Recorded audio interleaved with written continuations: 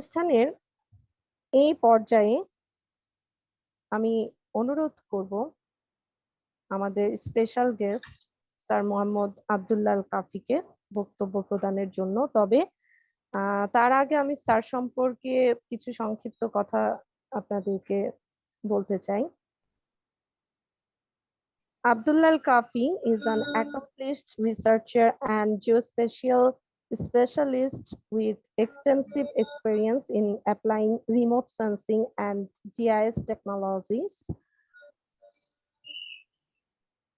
He already done 43 peer-reviewed publications and more than 1,400 citations. His research has covered a wide range of topics, including the impacts of land cover changes on urban thermal environments, carbon emissions, and sustainable adaptation or mitigation measures. Recently, Mr. Abdulla Kafy awarded as the Provost's Graduate Excellence Fellowship at the University of Texas at Austin. আমি এখন আমাদের special গেস্টকে অনুরোধ করছি তার বক্তব্য প্রদান করার জন্য। স্যার আব্দুল্লাহ কাফি। হ্যালো, শুনতে পাচ্ছেন? জি, শুনতে পাচ্ছি স্যার। জি, তো প্রথমে থ্যাংক ইউ জেনিফার আলম আপুকে আমার সম্পর্কে বলার জন্য। তারপর আমি থ্যাংক ইউ বলতে চাই ডক্টর নজরুল ইসলাম স্যারকে এত সুন্দর করে জিআইএস এর অ্যাপ্লিকেশন সম্পর্কে বলার জন্য। এবং ওভারঅল আই থিংক সবচেয়ে বড় থ্যাংক ইউ ডিজার্ভ করে এমডি সাবির হোসেন ভাই এই ধরনের একটা প্ল্যাটফর্ম শুরু করার জন্য, যেখানে আসলে আমাদের বাংলাদেশের পার্সপেক্টিভে রিসার্চ জিনিসটা আমাদের যেই আন্ডারগ্রেডে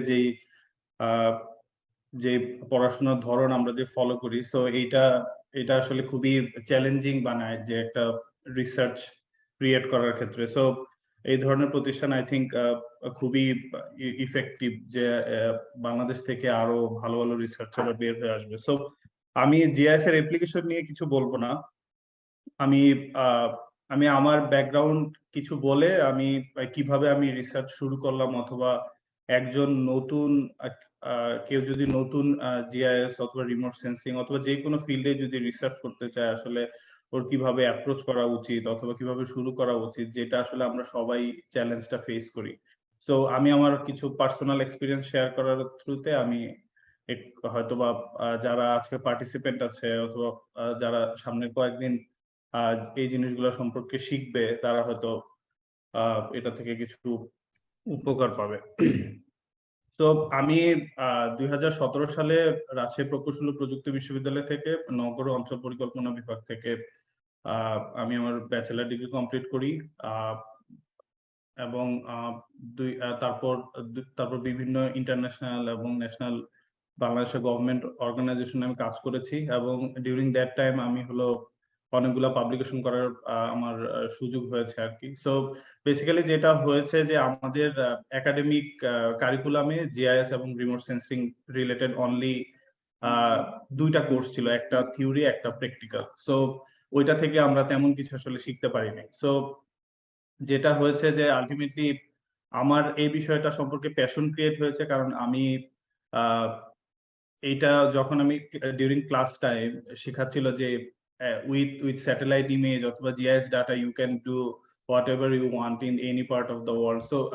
সো এই জিনিসটা আসলে খুবই আমাকে তখন ইন্ট্রিগ করে যে আসলে এই জিনিসটা আমি এখানে বসে, আমি সাপোজ আমি রাজশাহীতে বসে আছি বাট আমি ঢাকায় কি হচ্ছে অথবা ঢাকার সিচুয়েশন কেমন এটা আমি স্যাটেলাইট ইমেজ দিয়ে মেজার করতে পারবো। সো এই জিনিসটা খুবই আমাকে ইনফ্লুয়েন্স করে। সো বাট যেহেতু একাডেমিক, আমাদের যে একাডেমিক কারিকুলাম বাংলাদেশের ইউনিভার্সিটি গুলাতে প্রকৌশল হোক অথবা আদার ইউনিভার্সিটি গুলাতে হোক, আসলে রিসার্চের এনভায়রনমেন্ট ওইভাবে ক্রিয়েট করে না। সো যেটা করতে হয়েছে, আমি লাকি ছিলাম এই দিক থেকে বলবো যে আমি আমার একজন মেন্টর খুঁজে পেয়েছিলাম।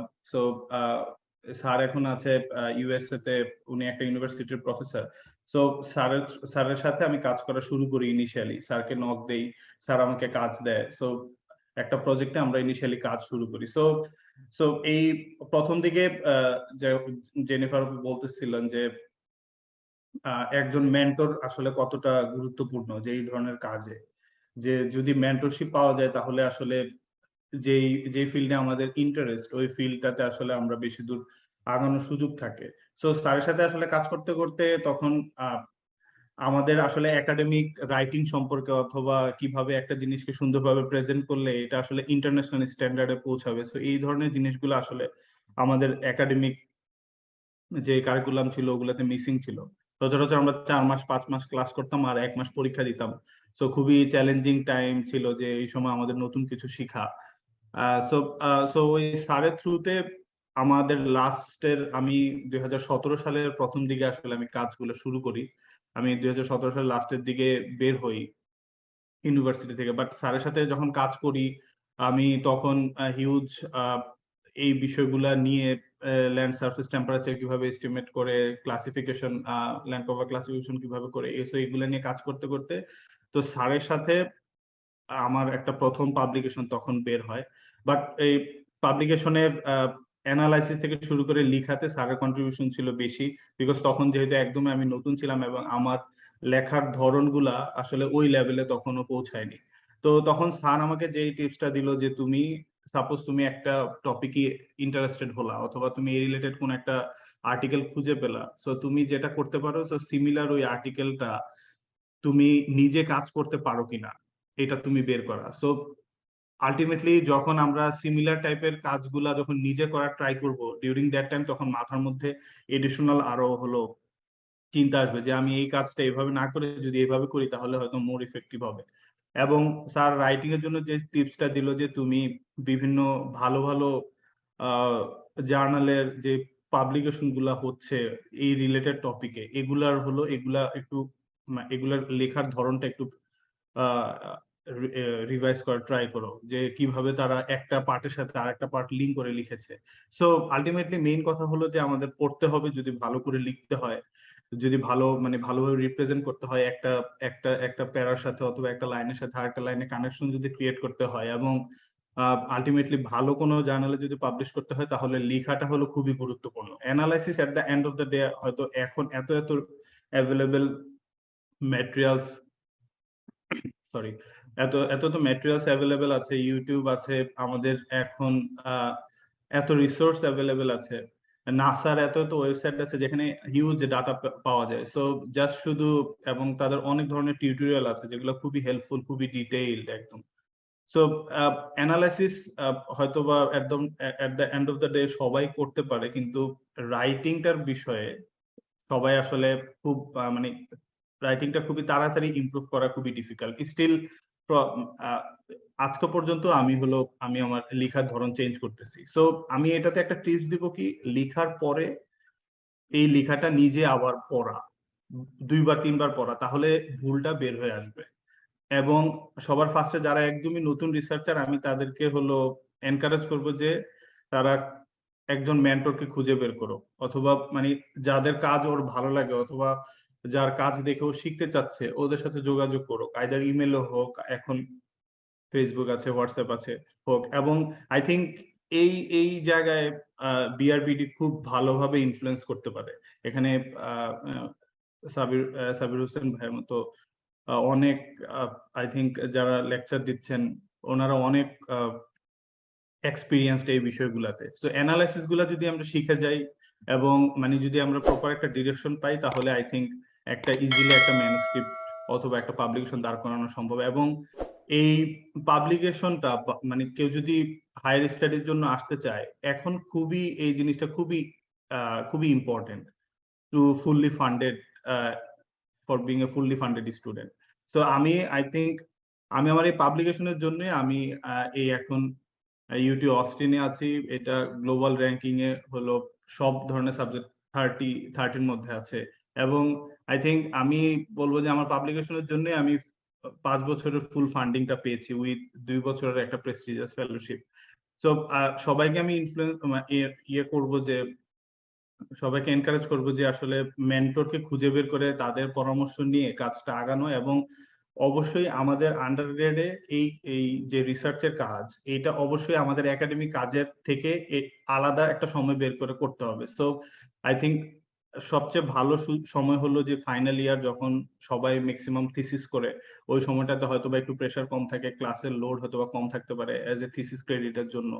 সো ওই সময়টা পার্টিকুলারলি হলো ইউটিলাইজ করা, ওই সময়টাতে নতুন নতুন কাজ শিখা। এবং আই থিঙ্ক ওই সময় যদি মেন্টর বের করা যায় ইন এডিশন উইথ একাডেমিক টিচারের বাইরেও, অথবা যদি তাদের কাছে অ্যাপ্রোচ করা যায় আমি আপনার কোনো কাজ করতে চাই, অথবা আমি আপনার সাথে কোলাবোরেশন করতে চাই, আপনার কোনো অনগোয়িং যদি কাজ থাকে আমাকে ইনক্লুড করেন। সো এগুলো আসলে নিজ থেকে যখন অ্যাপ্রোচ করা হবে, তখন I think at the end of the day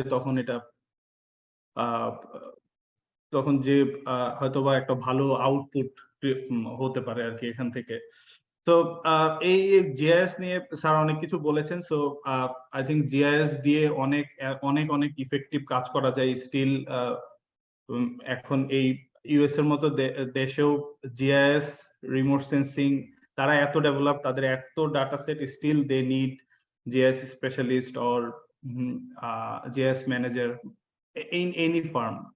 so যে কোনো ফার্মে অথবা যে কোনো কোম্পানিতে they need maps or location maps specific. GIS দিয়ে যে ধরনের আউটপুট গুলো ক্রিয়েট করা যায়, এগুলো আসলে অন্য সফটওয়্যার ততটা এখন পর্যন্ত পারদর্শী হয়ে উঠে নাই। So for preparing a good maps, I think সামনের কোর্স গুলাতে হয়তো কিভাবে স্টাডি এরিয়া ম্যাপ ডেভেলপ করা যায় এগুলো নিয়ে বলা হবে।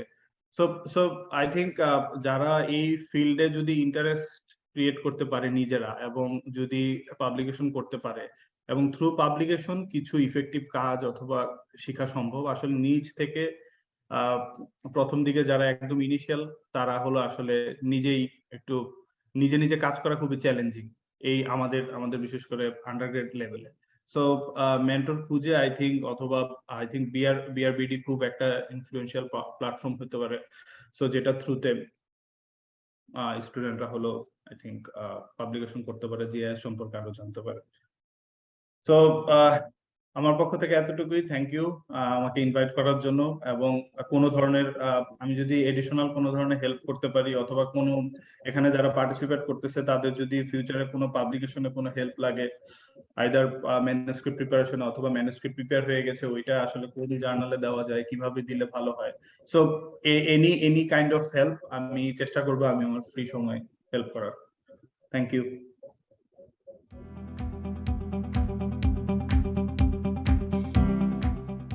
বর্তমান পৃথিবী সম্পর্কিত যে কোনো নলেজটাই জিএস এর সাথে সম্পর্কিত হয়ে গেছে, কারণ জিএসটা হচ্ছে স্পেসের সাথে রিলেটেড। এখন স্পেসের সাথে যে কোনো নলেজটাকে যখনই কানেক্ট করব, তখনই আমাদের জিএস এর ব্যাপারটা আসবে। আর একই সাথে আমাদের আরেকটা পার্ট আসবে হচ্ছে রিমোট সেন্সিং এর ব্যাপারটা।